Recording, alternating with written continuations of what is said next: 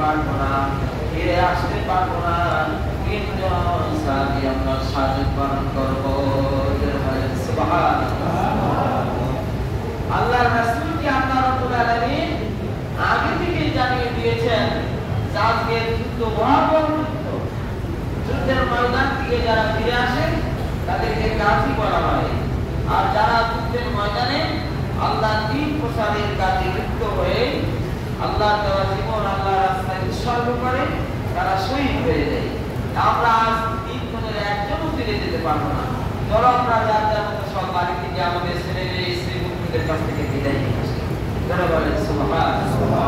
সেই নবীরাই রবিউল আউয়াল মাস একটি অত্যন্ত গুরুত্বপূর্ণ একটি মাস।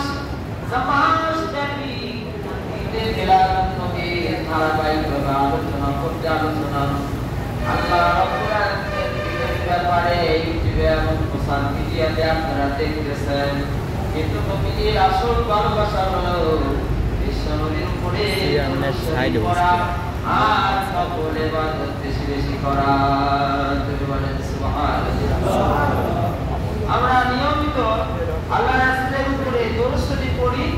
নামাজে আমরা আসি যখন, তখন আমরা দরুদ শরীফ পড়ি। নামাজে আমরা দরুদ ইব্রাহিম পড়ি। কি পড়ি বলেন তো? যে যেটা জানেন আমার ভাইরা, নামাজের এই গুরুত্ব, নামাজের মধ্যে সবচেয়ে বেশি দরুদ ইব্রাহিমের নাম উল্লেখ হয়েছে। অনেক মানুষ আছে যে মানুষের নাম উচ্চারণ করে না। আমি যদি আপনাদেরকে বলি, আপনারা নিশ্চয়ই বুঝবেন এর মধ্যে এমন একজন নবীর নাম আল্লাহ রাব্বুল আলামিন বলেছেন। সেই নবী বলে আমাদের মুসলমানের পিতা, মুসলমানের জনক, মিল্লাতে আবিকুম ইব্রাহিম ওয়া সাম্মাকুমুল মুসলিমিন। যারা বলেন আল্লাহু আকবার। আচ্ছা বলেন তো, ইব্রাহিম আলাইহিস সালাম জীবিত না মৃত? যে আপনারা বলছেন, এর আগে আপনারা আলোচনা শুনেন না? ইব্রাহিম আলাইহিস সালাম একজন আলেম নামের জালেম দ্বারা তারা বলছে মরে গেছে।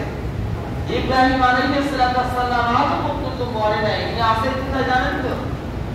কি বলেন? ইব্রাহিম আলাইহিস সালাম আছেন সপ্তম আসমানে।